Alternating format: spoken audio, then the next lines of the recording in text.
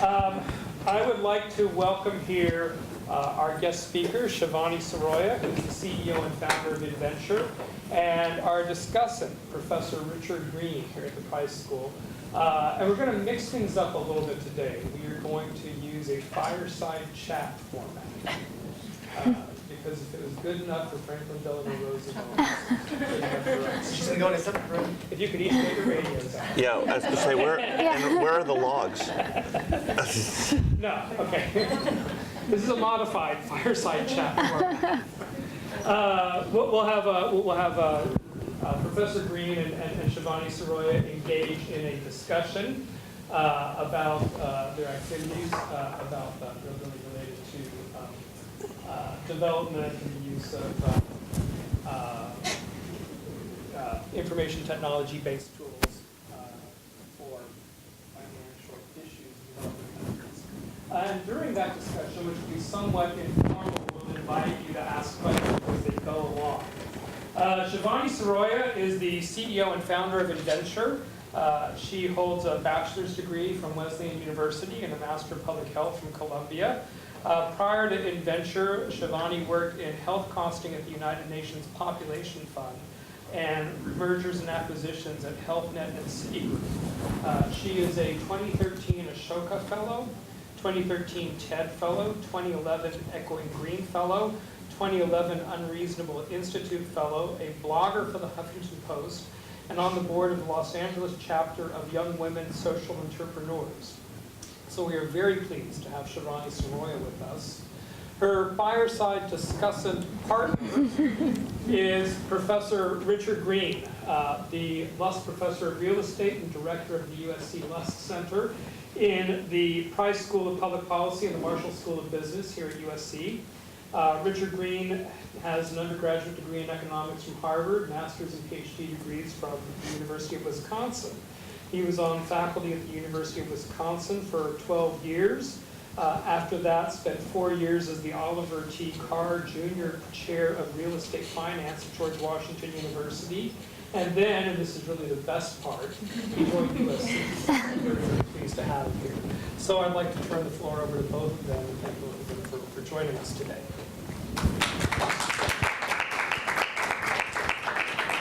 So I first of all, if we're doing first names for one, first names for both, I think. So get rid of the doctor stuff, please, or professor, whatever you called me, Richard. But Marlin is a genius in his setting things up, because it turns out that we met each other about 15 minutes ago, and we are like 2 of 7 people on Earth who think about what we think about. So Marlin, thank you for picking me to do this. It's all part of the grand plan. I know. So let me start by just asking Shivani, what does your company do, and how does it do it? Sure. So I think overall, the thing that we say that we do and what we do and our mission is to build financial identities. But tactically, what we really do is we build really simple mobile solutions over text messaging, voice, web, and Android to allow people to do all of their basic money management, budgeting, accounting if you're a business owner, and through all that cash flow data and demographic information, we create these financial identities, or what we think of as credit scores. And so can you talk a little bit about how you actually go about doing that? What are the, so maybe start by telling us the countries that you're working in, and then what are the steps you pick 2 countries and tell us the steps that you've taken in those 2 countries to get where you've gotten. Okay. So I'm going to give you guys 2 examples. So one is, let's say, an individual consumer. Right? So this is somebody who is an unbanked or underserved consumer. They may have some, financial access. They might have a savings account, but no checking account, no actual, transaction accounts. And this consumer is creditworthy. They have a job. They could be salaried. They could be an entrepreneur, but currently have no proof of that. So the real problem here is the fact that they've never done any bookkeeping, they've never kept any financial records, and so if I was to meet this person on the street, I could tell who they are, but I really can't understand what's happening in their daily life. And so that was the biggest problem that we wanted to solve, was how do we prove that these people are creditworthy, and then how can we actually show the data proof to a, let's say, mortgage company, to an affordable housing developer? How do we show them that this target demographic is really worth considering and should be brought into that formal ecosystem or formal marketplace? And so what we would do is, one, try to find out where this consumer either visits, either retail providers that they go to, are they part of an NGO, are they receiving microloans, let's say, or microinsurance products from an MFI, where are they going in their daily life? And that's how we're going to get our product to them. So we don't really do a lot of direct distribution of our InSight product, which is the money management tool, to the consumer. We actually take the approach of using existing infrastructure and go through these different channels to get to that consumer. So this person is now going to get the product, and they're going to say, well, it's really important for me to develop this track record and get that credit score so I can get that mortgage. They're going to start to use the InSight product on a daily basis, put in their income, their expenses per day, so things like what they spend on food, on transportation, on electricity, utilities, anything that's happening in their daily life.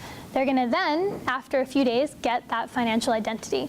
And we're going to now understand this person has not only given us all this demographic information and cash flow data, but they've also told us they're really interested in buying a new home. So on our end, we're then going to go to the financial institution or the home finance lender and actually say, hey, look, we've got X amount of people here that are creditworthy, we've got credit scores on them, and they have the buying potential, buying power to actually afford your home mortgages. But what we did in India is not just get them the mortgage, but we actually wanted to make sure that they got a home. And so we actually went out to affordable housing developers and actually created that entire ecosystem.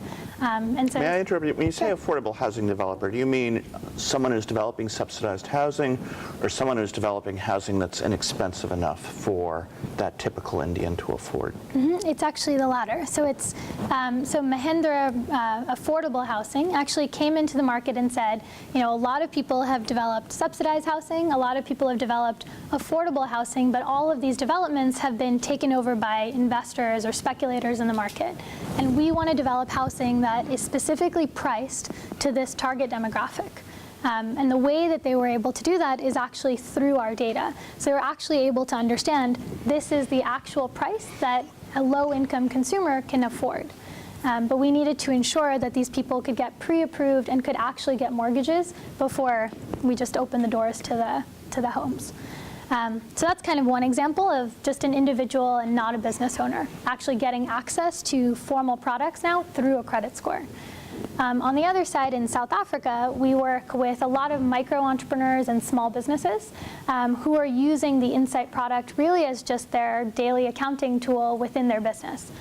So they put in how much they spend on inventory, raw materials, labor, electricity, utilities, transportation, all the same things, and then also put in how much, what their daily sales is. And then at the end of the day, they get a daily profit statement, so they can see what their total revenue was, total expenses, and actually total profit. They can pull weekly income statements, monthly income statements, all through text messaging, voice, web, and Android. So really, really, really simple. You don't have to be literate, don't have to know how to read or write English, any of those things, all based on numbers and in local languages. So I just want to ask the audience a question before I ask you my next question. How many of you know what a credit score is? Everybody pretty much know? Okay. So have you been able to do some work correlating the scores? And let's just go back to the India housing. If you don't stop me, I'm going to talk a lot about India housing with my questions. But have you been able to correlate your scores with loan performance? Do you actually follow up on people paying back their mortgages, or is it too early for you to have done that? So it's definitely early. Most of the mortgages are about 15 years. So we are only almost 2 years old as a company. But what we've seen is we've done a lot of back testing and say, what we've done is taken our algorithm and actually tested it on anonymous data. So people who've already been given mortgages, we've run our algorithm on portfolio data from the financial institutions we work with, and we've come out to be about 98% accurate. That's good. Are there, before I move on, any questions? Yes. I had a question about your inputting, like these people are signing up for your software, using it, and they're inputting it, right? It's their figures based on what they put in. Yep. So I could artificially, right, create a credit score that's better than what I'm actually doing to mitigate for like that kind of behavior. So I think the first part is the fact that the product is not kind of advertised or distributed as a credit scoring product. So what they really are getting is a financial management tool. So they see it as, this is my, for instance, in South Africa, this is what they see InSight as is, South Africa's #1 savings product. And so they're seeing it as that. And then I think the other piece is the fact that it's a daily behavior and a daily habit or input. It's really hard to game the system. I think the other part is we've brought in a lot of baseline data. So other than just the inputs that they bring in, we do have kind of wide demographic information, district level data, health and human services data. We've got portfolio data that we bring in from financial institutions. So we're kind of always back testing and auditing the data. We do random audits also in the field. So we go out once a month randomly and test 5% of our sample size. And then the last thing that we've done, which we're kind of excited about, just seeing what's happening, is we've actually created trust networks. So we realized all of these communities are really clustered together, and most of, especially in places like Kenya or South Africa, they're usually part of some kind of an informal savings group, as it is. And in Kenya, they call them chamas. And so what we did is we brought those kinds of self-help groups or savings groups onto mobile. And so we kind of put people together. So let's say I'm the InSight user. One way for me to increase my score is to show what my the size of my trust network. And so by increasing the size of my trust network, I could invite, Richard, I was about to say Professor Green. So invite Richard, invite Bree, and I would then have 3 people in my trust network or 2 people in my trust network. If InVenture was to do a random audit, if I was found to be fraudulent, not only would my score go down, but both of their scores would go down. So I'm incentivized to keep adding people to my network because that increases my score, but we're all incentivized to stay honest because of the social pressure, we could actually affect each other's scores. So I can't help but think that Countrywide could have used you about 10 years ago, but they actually would not have wanted to use you because you would have found out early what we all found out later. So, yeah. Tell us a little bit about your financial model. I mean, somebody's got to pay for this thing. How do you make it work? How do you sustain it? So we are a hybrid organization. So we're a for-profit entity, which is where our technology is housed and kind of our intellectual property. But we also are a nonprofit entity. So we're 2 completely separate entities working together. Our for-profit really focuses on this financial inclusion or financial access piece. Our nonprofit focuses more on, in a sense, it's kind of a research think tank, and we actually open source our data and provide insight to graduate students, research organizations, and really, really small grassroots NGOs who can't afford to pay for the product outright. And that's more just because we're really interested in seeing just how a simple data collection tool can be used in all sectors and not just around financial services. In terms of our business model on the for-profit side, we act as a lead generator. So again, on the affordable housing example, we actually went to both the mortgage company and the developer and said, we know who you guys are trying to target, right? We can bring you guys qualified leads, and not only do we know the customer, but we know when they're going to want that house and what they can afford.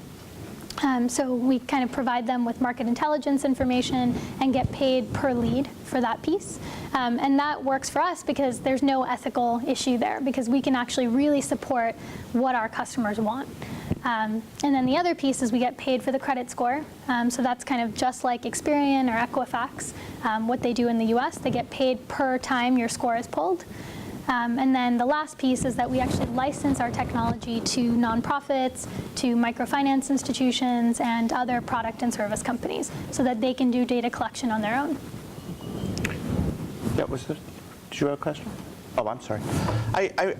So forgive me for coming back to India housing, but it's Sure. something I'm really interested in. So again, if you want to stop hearing about India housing, start asking questions. What cities are you operating in? Because I find it fascinating that you're able to find developers who can deliver housing that people can afford. Because, as you know, land values in large Indian cities are extraordinarily high, which makes delivery of inexpensive housing very difficult. Yep. So right now, the first unit that we worked on was kind of 2 to 3 hours, I'd say, out of Chennai. So out of kind of an urban center, so we're working more in tier 2 towns. But at the end of the day, I think what they're realizing is the target demographic was factory workers. The place that they put the house was an area called Avadi, which is a very industrial area. So it's actually not for migrant workers. It's for the people that are living and working in the area. Another area that they're going to is called Boisar, which is, again, 2 to 3 hours outside of Mumbai. But most of these workers are already traveling long distances, so having the house there actually makes sense for them. I see. Interesting. So, yes. Being here and sharing all this, by the way, I had a question. When you're developing these products, do you consider the type of economy that your customer has? So say I'm a farmer, maybe I receive income once or twice a year, or then, if it's someone that receives, has a daily income, for example, how do you factor that in when you're developing the product?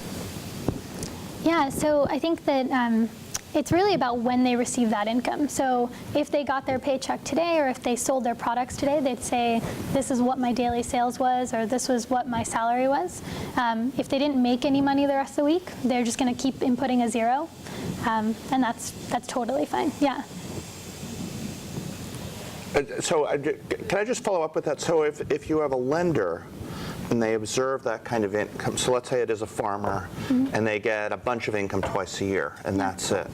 Do they match their mortgage product against that income, or do you still pay a standard mortgage product and you're expected to spread out your income over the course of the year? And it totally depends. So what we found is with the farmers, what we've had to do is a lot more kind of upfront education. So either it's going to be, and especially even with these mortgages, they have to put down a 20% deposit. And so they have to be prepared to have the savings to make that first deposit, and then that only gets them, I think, the land. The next piece of it is another 10% deposit to actually put down the foundation. And so they're constantly having to make these kinds of payments. And so even if their income is just twice yearly, they need to have kind of a savings bucket. And so what's interesting is that's why you actually find housing construction is much less efficiently done than you have in the U.S. Because you never have a subdivision all done at one time. It's almost like bespoke housing for low-income people. And that's what I think makes this demographic the hardest to work with, because they can't actually physically see what they're getting, right? So even when we brought them into the sales office, there was one unit that they were all able to kind of walk around and see what it is, but they're actually not going to get their homes for the next probably another 2 years, right? So they've already put in this money, they've gotten qualified for the mortgage, they're starting to make payments on something that doesn't exist. Yes. Continue, I think you were starting to talk about it, but what type of training? I mean, a lot of these are farmer, like they're going to have limited education. This is all like complex and very out there, I'm sure, for me, let alone for someone who hasn't ever had an experience with like a formalized financial system. So how do you educate the populations you're working with? So first, I think it's about finding out what they want. And so if it is a home, then we know what they need to have in terms of their savings built up over time. So we're getting them towards that target. And I think, I don't know, it's true that it's very complicated and all these kinds of things, but I think once you can get their head around what they're saving for, as opposed to some kind of fictitious saying, we all tell ourselves that we should save money, and we're saying, let's save 15% of our income, but to a farmer or to somebody else who's trying to just go to school, if you tell them that they're saving for those particular things, then they have something to shoot for, I think. And that's what we try to tailor all the education around it. And we do that, again, all over the same mediums. So if it's on SMS, then we're actually saying, okay, you're this close to your target goal. And that means that you are this close to getting that home that you dream about.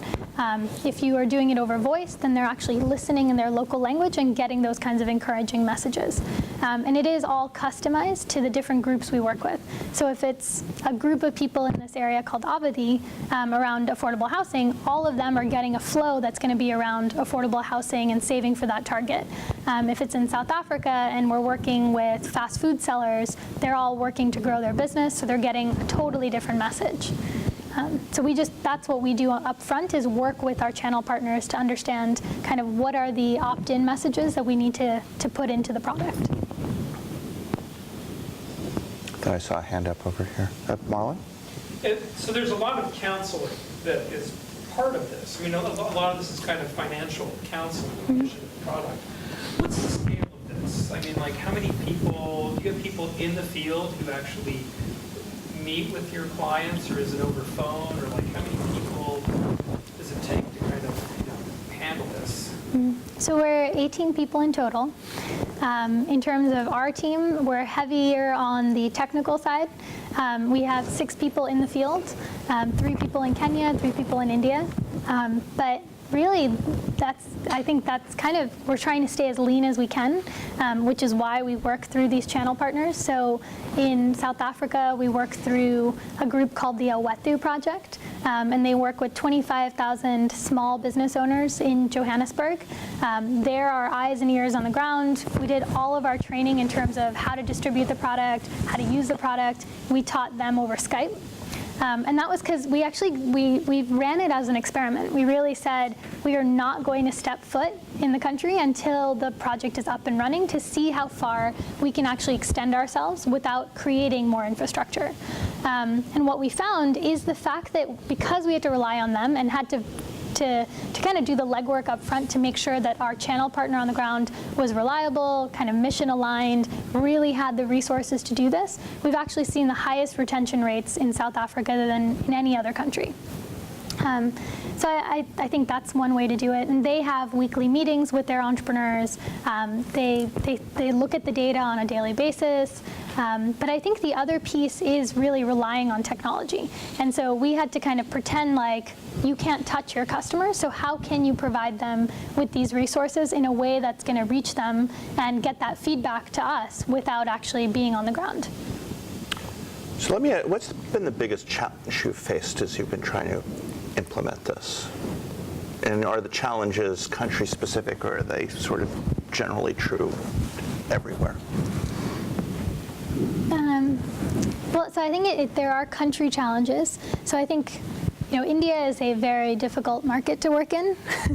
I think, and I'm from India, so it's something that we keep hammering away at it. But in terms of just kind of text messaging regulations, just getting things up and running, it's been difficult on that side.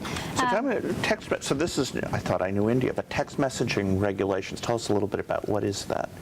Yeah, so there is a limit in terms of you can only send and receive 200 text messages a day on any given cell phone. So initially when we started in the country, we were using we found a workaround solution, which was to have one Android phone in the country acting kind of as our modem. But then each of those phones could only send out 200 messages. And so, by the point we had 10,000 people using our product in India, it was just getting ridiculous. And so we had to make sure all those phones had data, all those phones were plugged in, were connected to Wi-Fi. So our field staff was like monitoring phones versus going out. Which was kind of a disaster. And so we realized that we had to find another way to do it, and we finally figured out we had to just rebuild our entire system. And so now we're using a cloud-based number, which is great, but then the number itself is a short code. And so short codes actually cost more money. So instead of the product costing less than 1 rupee to send and receive messages from our system, it now costs 3 rupees. And so now this is not only, it's an investment that the actual user has to make. We don't charge them for the product, but actually sending a message to our system costs money. Which is why we developed voice. So I think what we've learned is the challenges have been good because we've learned more and more about our demographic and kind of finding ways to keep meeting them in the place that they're at and what they can afford. But the reality is it's not as simple as working in a place like Kenya where 80% of the population has an M-Pesa account or has a mobile money account where they're already just sending out tons of SMS messages and already understand this concept of mobile and money. But it's definitely an important demographic to us and definitely important country to us, so we're continuing to do it, but it's been challenging. It is. Yeah. Well, when it comes to being regulated, India is way up there on the list of countries. Yeah. What about the fact that you're American? I mean, do they make it difficult just because you're not 51% Indian owned? Or is the fact that you're from India make it easier to do? So we do have an Indian entity. So Okay. that was another thing we had to do to work in the country. Yeah, okay, all right. So, well, why don't you tell us a little bit about your background? How did you get to where you are from where you started? Sure. So I had a pretty windy path. So I started out in investment banking right after college and was doing equity research, realized I didn't want to sit behind a desk my whole life, and loved doing kind of financial modeling and understanding what really drives the success of businesses. So I think that's always been something that I've been curious about in understanding those metrics. But I wanted to actually see it happening. And so I quit my job and moved back to India, which is where I'm from, and moved Can I ask what town? I'm from Udaipur, which is in Rajasthan. But moved to Calcutta and worked for a small NGO there that was working with former sex workers. And they were starting their microfinance arm. And this was kind of right when Muhammad Yunus had just won the Nobel Peace Prize. So I was like completely enamored with this concept and was going to go to India and run this small little microfinance division. It seemed really great.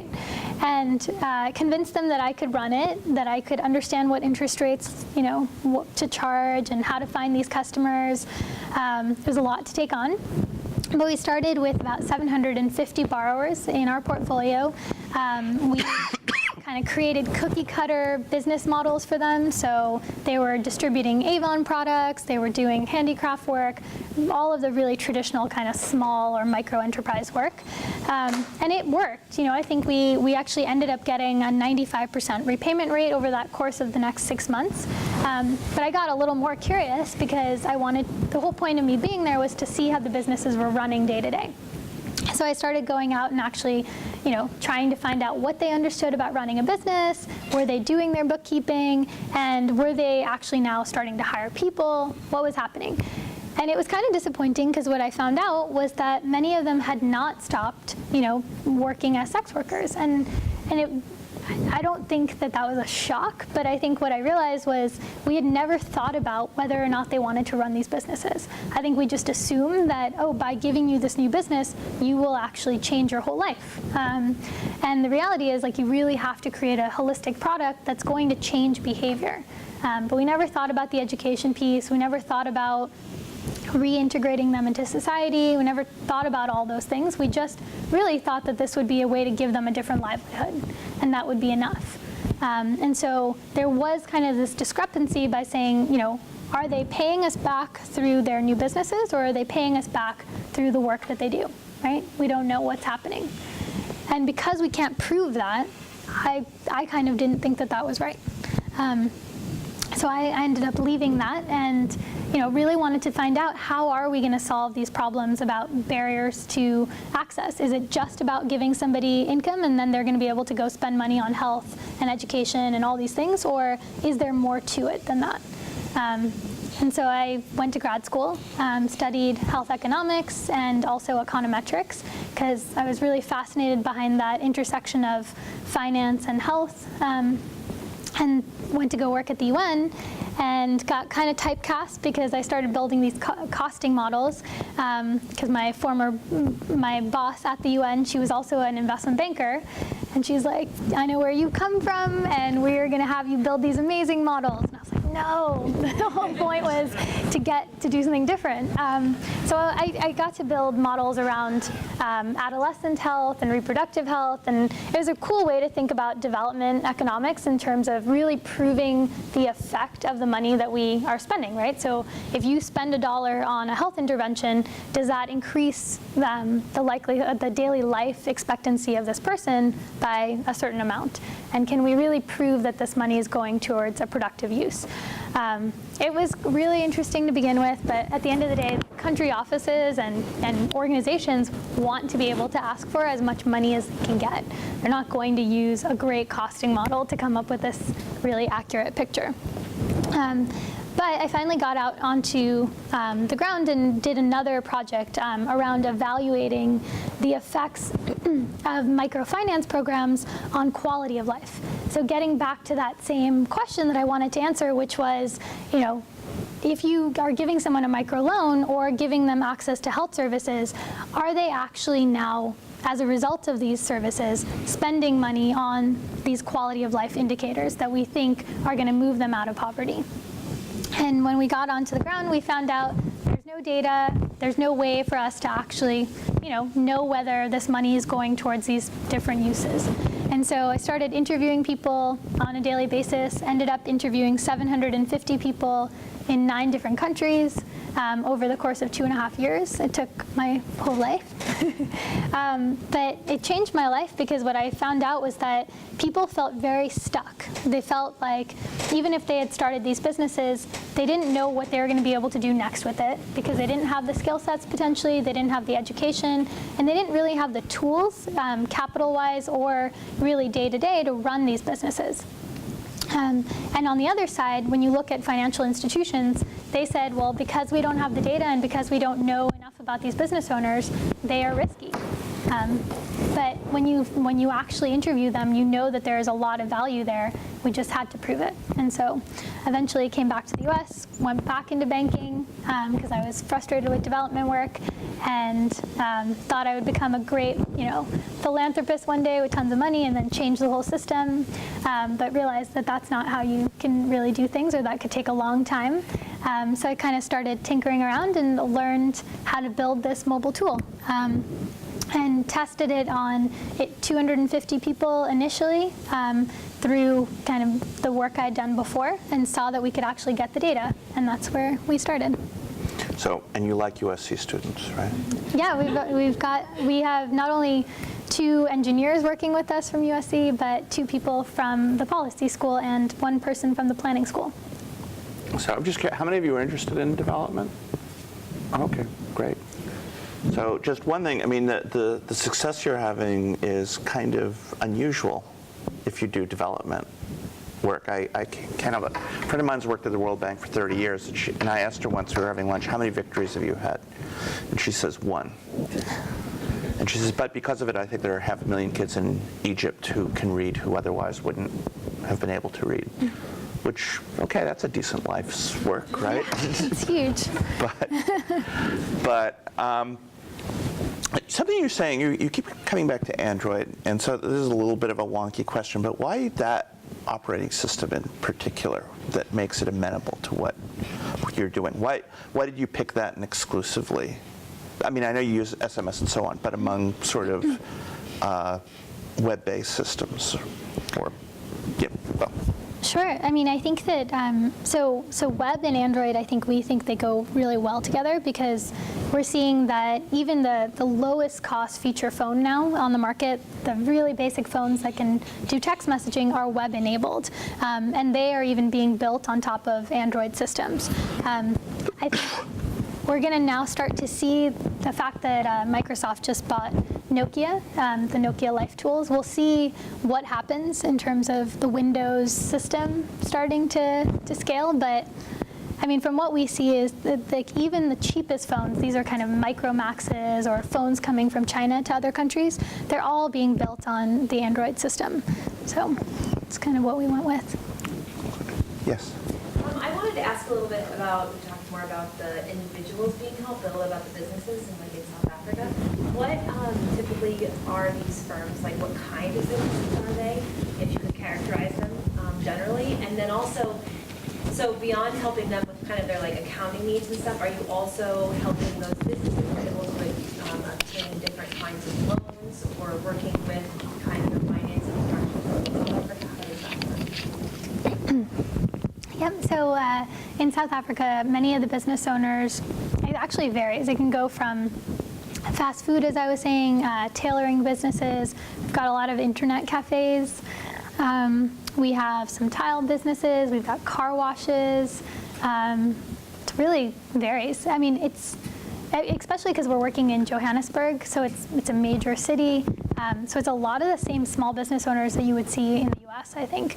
I mean, obviously much smaller, but we've got someone who's selling bread, someone who brings in lunches to offices, things like that. And yeah, so what we do is we offer the small business loan access, so growth capital, vocational training loans, education loans, and then home loans. Oh, please. Do they have to already be an existing business for you to help them, or do you also reach out to people and like help them get started at the very beginning? Yeah, so we won't actually do that. What we'll do is, so like our partner there, it's called Awethu, and they offer that startup capital.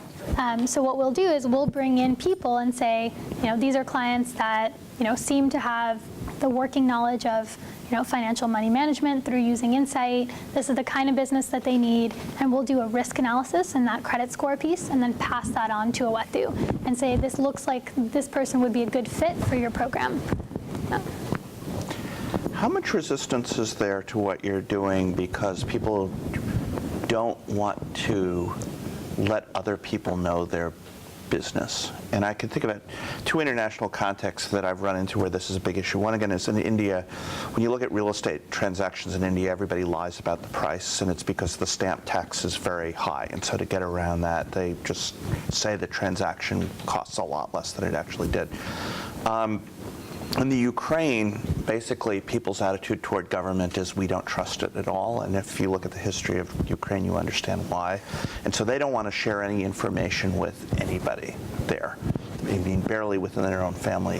How much do you run into those sort of trust issues with respect to, so this isn't about misleading people by putting numbers that are wrong in. This is about, I just don't want numbers out there somewhere where people can see them. Well, I mean, we solve that, I think, by telling them that we're not going to share their data, their personal data. And they believe you. Well, to use the product, they do have to give us permission. So that kind of upfront information to them is given as best as we can. But I think the other part is that it's on their phone, and so no one's going online and actually logging into a dashboard and actually seeing their information out there. I think the fact that it's on their phone, they do really see that as a personal connection. I think the other piece is that it's not InVenture coming to them, it's actually someone who they already trust. So as opposed to a US organization coming to someone in India and saying, we want you to use this product and give us all your data. It's actually a local community leader or someone they've already done business with actually saying, hey, this is a product that could make your life better, right, by doing this kind of savings or budgeting. And so I think that's the other piece, is that it's already coming from a trustworthy source. It's something that they're doing back and forth themselves. And then I think the other piece is the incentive. It's the fact that they really do find the value. So once we can show them, whether it's through one person in their community now getting a small business loan or getting a home or those kinds of things, once they hear those stories, they're saying, okay, even if I am giving this data out, the incentive to get access to these other things is more worth it to me than potentially where my data could go. So if you're looking at the slice of the income distribution that you're targeting or that you're serving, in a country like India, where is that slice? Is it about the median, or is it the bottom 25th percentile, or is it the top 20? I mean, about who are we helping here with this, so roughly speaking? Yeah, it's someone who's, I mean, and in all our countries, it's usually someone between $4 to $10 a day. Okay. Okay. So in India, that's a little higher than average. I mean, yeah, it's a little higher than average, right? Than average. So per capita non-purchasing power parity, GDP in India is about $2,200 a year, so that's like $7 a day, right? If I'm doing my math right. So you're sort of looking at an average person in a country like India as your. I mean, the $4 a day is kind of pretty low. Okay. Well, 4 is a lot less than 7. Yeah. So I'm saying that we're going to $4 to $10. Yeah. Yeah. Okay. So it's definitely not. We're not looking at, I guess, the $2 a day customer. Yeah. I mean, and our voice product was designed for the $2 a day. But really, we're looking at that person that has definitely kind of come up a little out of the base of the pyramid. So at $4 a day, they're now looking to get that more formal access to these different things. Okay. And I find it, you told me that you're doing work in Zimbabwe, which I find interesting because I think it's in the bottom 10 countries in per capita GDP, and yet you seem to make the model work. You said there's 90% cell phone coverage. What share of people in Zimbabwe have cell phones, roughly, do you know? And who are you targeting in a place like that? So we think about 70% of the country has cell phones. Interesting. I wouldn't say they have web-enabled phones or anything like that. No, just they can receive text and voice. Yeah. Yeah, and I think the other thing that we did in Zimbabwe, it's not that they don't have to have their own phone. So the other thing that we created was. Oh, yeah, you said that. Yeah, was a way for them to either use their friends' phones, use a shopkeeper's phone, so they can actually just put in their own unique code, and then the system works for them. And so in that way, we find that a lot of people, we've got like 10 people on every phone on average in that country. But the other thing we've done is, I think the interesting thing in Zimbabwe is that the currency changed recently. And so when they had that currency change, there was this whole aspect of it wasn't translating into complete dollars or cents. So there was all this extra money left over. And so all the shopkeepers were saying, well, just put in the remaining cents or the change that you get from the purchase and take sweets or candy. And so for a while that worked until mobile money operators said, wow, this is a real opportunity here. And so they came in and said, take your change and put it on our mobile money system, right? And so that's kind of the impetus for starting these mobile bank accounts, is all they said was, don't put in new deposits, don't do that, but all the change that's left over, at least put that on mobile money. And you're seeing that just tons and tons of people are now signing up for these mobile money platforms, not to do huge transactions. They're using them at really small retailers for groceries, what they call pick and pay stores and things like that. And so that's kind of how we entered the country, is through these mobile operators or mobile money systems. Where are you thinking about expanding next, and how do you choose the countries that you want to expand into? So we're looking at Uganda and Tanzania. So we've seen that working with farmers is really a great demographic for us. So we're kind of going with that. And so we're already in Kenya. So Tanzania and Uganda made a lot of sense to us because of the closeness in the region itself. We're also looking at Nigeria, Pakistan, and Bangladesh. Okay. Tanzania is actually doing relatively well economically for that region, so people really going to need your stuff there. I have a question about credit, and maybe this is out of the blue, but it's since you follow credit performance so closely, I'm curious whether you've observed the following. When I was doing stuff with Delta Brock in Bangladesh, 10 years ago or so, one of the things they wanted to know is who's controlling the money in the household. Is it the man or the woman? And they tended to have a much stronger disposition toward lending to households where it was clear women were in charge of the finances than men. Are you finding that the uptake on your product, it's more women that are doing it than men, or is there no pattern, or does this have nothing to do with what you're up to? It depends, I think, on, for instance, if we're looking at home mortgages, then we need both the man and the woman of the household to use the product, or anyone who's earning income. So that could also be, their 2 kids, their 2 daughters, whoever it is. So that kind of makes it so that it's both men and women. when we look at, India, I think is majority women use the product. When we look at South Africa, I'm not sure if it's just the skew that the channel partner that we work with really works with more male micro entrepreneurs, or it's the marketing efforts that they do that bring in more men. But we do find that, of those 25,000, micro entrepreneurs in Johannesburg, the majority of them are men. I also think we see it more around platforms. So on our voice product, there's more women, and that's probably because of the fact that there is less education, less ability to read and write English, and then the sophistication of web and SMS is too great for them. And so we see more women on voice, we see more men leaning towards web, and also on the text messaging product. But then I think the interesting things where we see just huge differences are age groups, and that's obvious, but we just see the youth in most of these countries, whether it's India, whether it's Zimbabwe, anywhere, youth literally come up to us and they say, we don't want to use text messaging, we don't want to use voice. They literally ask for apps, they ask for graphics, they ask for these things, and they're prioritizing spending their money on better phones versus other things. So the whole issue of education literacy raises the question: how do people really understand what the outputs they're getting as a result of the inputs that they're putting in, or is it a black box to most people, or do you think they sort of, like if they're a small business, understand that an income statement is being created? No, I think that is something that we take really seriously, and so we do a lot of concept testing on the ground. So even once a new feature goes out, we actually go out initially to watch how people use it, see how easy it is to use, and then we'll go back again about a month later, and then 3 months later, and then 6 months later to understand what the feedback is.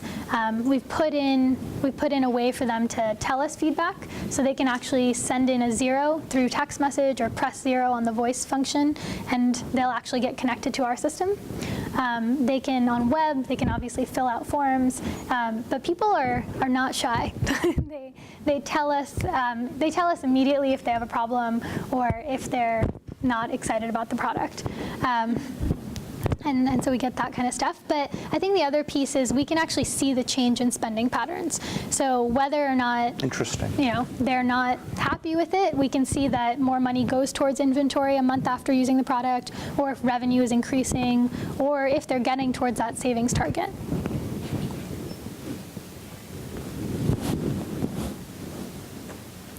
So what would you do? So how long has your company been up and running now? 3 years? 2 years. 2 years. Mm-hmm. Anything you would have done differently, or is there just not enough time for that kind of reflection? Yeah, I mean, I think that I think some of the things are more around thinking about the fact that, in the last 4 months, we've gone from, SMS and voice to now being on USSD, or integrating with mobile money platforms. We've done web, we've done Android. And so it's that aspect of saying, okay, initially we wanted to focus on one particular kind of medium, but clearly the market is asking for everything. And I think not being afraid to do that from the very beginning could have been interesting for us. And really saying, let's just keep focusing on that user testing and user concept testing on the ground. Marlin. It's a simple question, but your company is in Santa Monica, right? Mm-hmm. Why there? When you described what you had done, it sounds like you had been in a lot of other places. So somehow, I mean, if there's a systematic answer, I would say. No, I mean, I think that part of it is just that I was here when I started the company, okay. And so I never left. Okay. And so I think we just started doing recruiting, and the company kind of just took on a life of its own. So I was actually working full-time for the first year when we were running the company, and so it got to a point when my boss actually was like, I think you have another job. And I was like, oh, I do have. You say, who were you working for? I was working for HealthNet at the time. Okay. And so, so I think at that point I was like, wow, I need to leave and do this. And we had users, we had, all this stuff happening, and I was just kind of still working on it on the side. So that's one aspect. But then I think the other part is I think it's been fun working in Santa Monica. There's a lot of technology companies coming up, and it's nice to not be in the Bay Area, or nice to kind of have to force ourselves to come up with these tactics to scale the business without actually physically being in front of our users. It's definitely hard. So we work, the day in India starts at 7:30 p.m. here. So you've kind of done an entire day, and then at 7:30 you're like, okay, here we go again, So we definitely work 24 hours a day, but I don't know. I think it's just because we decided to stay here. One of my favorite factoids about California is the share of employment in Los Angeles County in IT is greater than the share of employment in Santa Clara County in IT. We have the highest location quotient for information technology of any county in California. And California has the second highest in the country after Washington State, which Washington makes sense if you think about it. But we're a lot of tech going on down here. Yeah. Question in terms of like when you first started testing this out. I know you had mentioned you did it like 200 people. Can you elaborate a little bit more on like financially, how did that work? How did you set up the model? So I guess it worked so that after doing a lot of interviews or informal interviews of previous mentors and advisors, and finding out whether anyone was trying to collect this data, I was able to convince some people during those conversations to say, okay, you're running an NGO on the ground, or we worked together to do those previous interviews of the borrowers I had worked with, and I said, can you allow us to at least test this product on a small group of people?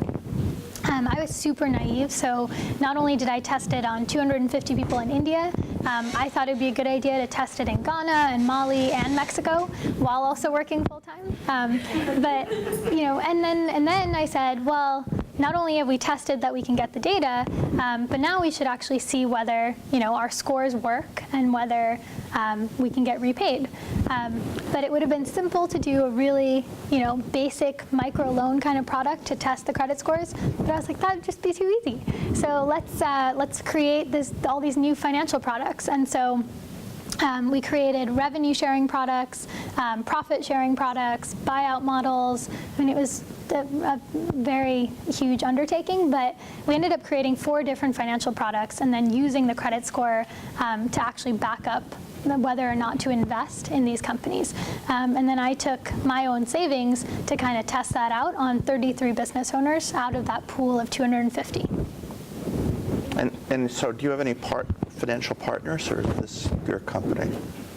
So we do have private investors. So we've raised 3 rounds of funding so far to date, and yeah. So does the for-profit company fully support the nonprofit, or does the nonprofit get other sources of funding as well? Mm-hmm. The nonprofit also has independent revenue streams and then independent donors. Yeah. I have a question. Your earlier research on like the effects of microfinance on quality of life indicators is really interesting. So, here I'm wondering what you're doing now, if anything, kind of towards that, aside from someone owning a house or having their own business as quality of life indicators. Mm-hmm. So we still measure the impact of the work that we do, but the reality is we're not necessarily having as direct of an impact, right? So we're not the ones giving them the loans, we're not the ones giving them the health services or education.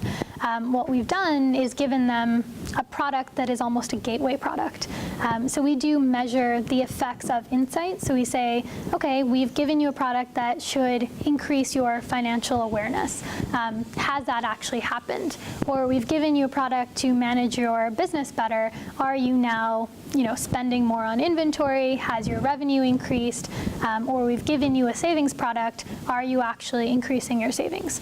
And so we have that kind of information in terms of our own impact. And then we have the ecosystem kind of impact where we can say, yes, as a result of using InSight, more women are actually getting access to those small business loans or growth capital. And so bringing more women into the market. And then we can actually say, as the metrics or kind of demographic information or market intelligence data comes out, more companies like Unilever or large financial institutions are starting to look at this demographic. But yeah. Well, so what was the first institution that accepted your credit scores, basically as an underwriting vehicle? What was that institution like?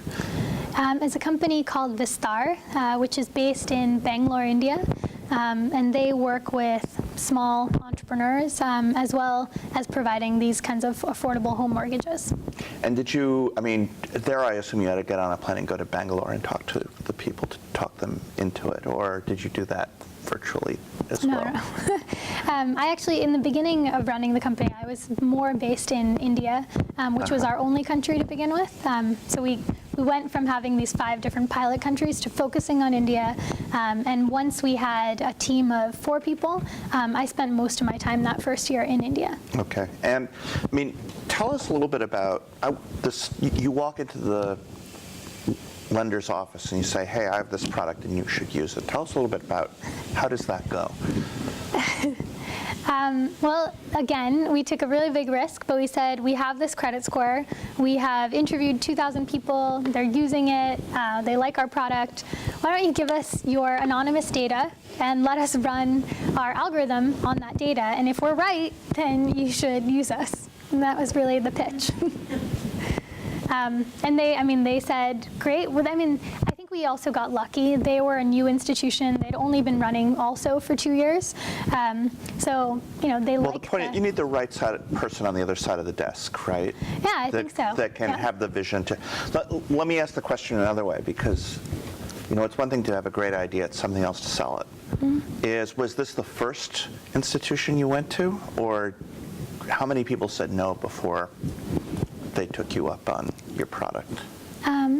Well, so this was the first. This was probably maybe the 5th institution that we made a hard sell to. But what we did before was we used LinkedIn, right? So even before starting the company, I think I sent out 1,500 emails on LinkedIn to find out whether anybody was doing this. So really not shy about asking for advice, just getting everyone under the sun to tell us, whether this was the right direction to go into. But then once we really felt like we had some kind of product market fit, we did the same approach and looked up.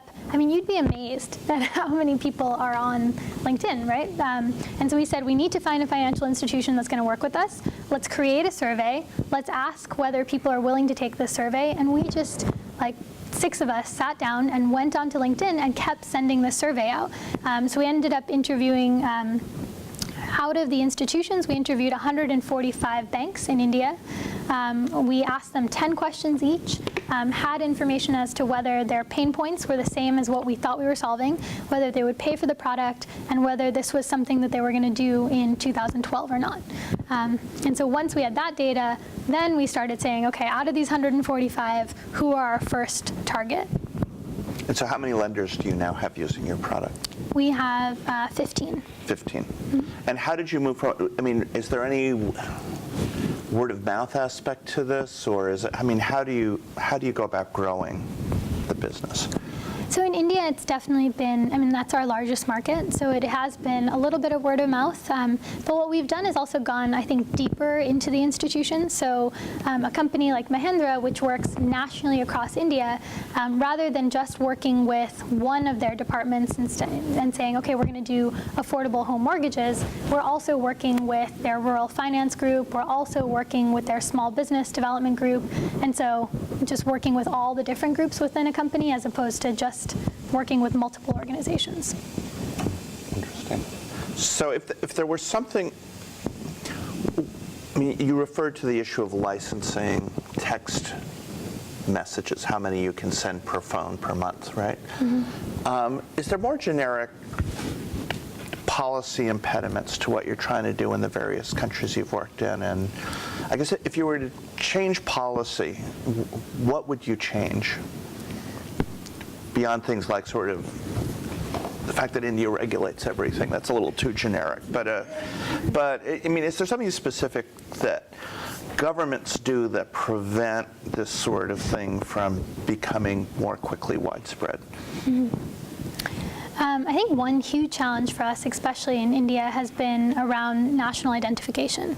It's a challenge not only in India, it's going to be a challenge in Uganda, many of the countries we work in. And so if I could kind of wave my magic wand, I would say, I'd love to see national identification happen.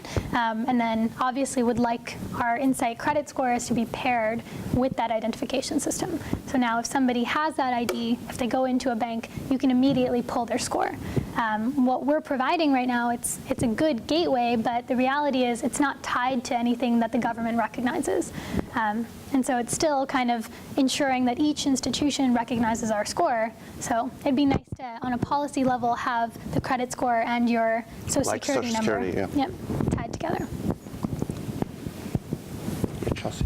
I feel like this might be backtracking a little bit, but regarding the regional, sort of the geography of your intervention, can you speak to why it's working or why maybe you chose Africa and Southeast Asia versus Latin America? Yeah, so I think India was the first market, and that was because we actually went primarily to India, not just because the data seemed to be more accurate there, but we actually went because of the microfinance crisis. So we felt like it was a good opportunity to go into the market when there were high defaults in the market. Lenders were already facing kind of issues around finding the right customer base, all that kind of stuff. And then Africa we started in Kenya, and again, that was more inbound interest. So people found out about the product, but then we got more curious about the market because of mobile money and the kind of the penetration of mobile in the country.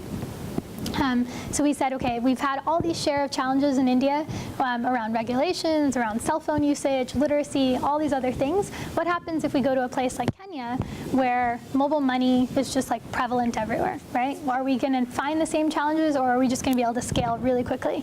And so we kind of took it as an experiment to see what that would look like. We also looked at India as saying a place where we set up infrastructure, we had a field staff, we were really hands-on. And so in Kenya, we only put one field staff member down initially, and kind of tried to pull away and see what happens in the market. And then in South Africa, again, it was inbound, but we wanted to see what happens if we don't put any infrastructure down. So we kind of ran these 3 experiments for that first year, and then have now started to think about scaling. Yes. You mentioned that you have 4 different financial products? No, that was just part of the pilot. Yeah. Okay. Well, then I guess my question Sorry. isn't valid, but I was just wondering if you have different measures as InVenture, if your customer sees a difference in when they're inputting information. Right, yes, we do. So what we've created is a decay report. And so as somebody, let's say you're using the product, if you're using our text messaging product, we would have already done that research on you and what group you might be coming from to say, you're a small business owner that's looking to get more inventory. Your opt-in message or the flyer that you see is going to be tailored towards what you're going to want to use, right? So now you're going to opt in based on that value proposition, but as you go through our flow, you're going to get a totally separate flow than Richard is, right? And we're going to watch you go through this set of 16 questions or 8 questions, whatever that may be. And we see the drop-off rate at each question. And so now, if you drop out at question 3, rather than just letting you go, we're going to actually put you through a different flow. And we're going to test how you go through that next flow. And so that's kind of how we designed the product, is really just watching people go through every single question and saying, okay, now if we take her from question 3 and put her in flow number 5, she actually gets all the way through that next system. And then we're going to keep you going through that system. So it's really, really customized, and in a sense, it's like a game. It's really fun and engaging because you'll never get the same thing as somebody else. So let me ask, because I see Marlin standing up, but I want to ask. A couple more. Okay, well, so 5 years from now, do you see InVenture, what do you want InVenture to be? Do you want it to go public? Do you want it to just be feeding the nonprofit? What are your aspirations for the company? Well, I mean, there's 4.5 billion people around the world who don't have this kind of financial identity or credit score. So for us, it's really, even if we can get to 5% of that market in 5 years, I think that would be huge. I don't know whether we automatically think we're going to do that ourselves anymore. I think that it's such a big problem and a huge thing to solve. So you're only talking about 200 million people between now and 5 years from now. I know.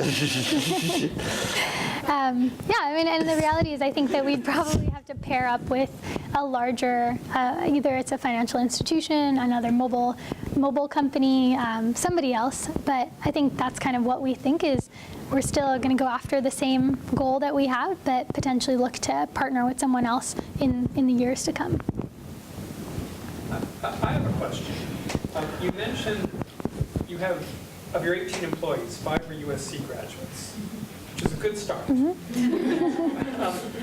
you take on interns? We do. I'm looking at some students who might be interested. What would be a method that they could contact you? You can email us at info@inventure.org. And since there are only 18 people, you know they don't have a huge HR department that's going to... All right. I think... And sign up on LinkedIn. The other message sheet, if you're not on LinkedIn, sign up on it. Other questions? Yes. So, I mean, one of the things that you mentioned was that, you're going lean. Do you think that benefit, I mean, there's a benefit as far as cost goes. Do you feel like that is a hindrance to you when you're trying to do so much with so little? No, I don't think so at all. I think that, especially even within our engineering team or our growth team, the way we describe it is that we will manually test something unless we can prove, and we'll just keep on manually testing something unless we can prove that it requires engineering resources. And so in that sense, staying lean and kind of being a small team forces us to really have to think through each product iteration, each marketing thing that we do, anything that we are going to put resources towards, someone on the team has to prove that there's a reason for that. So I think that if we had all the resources in the world, we may not do that approach.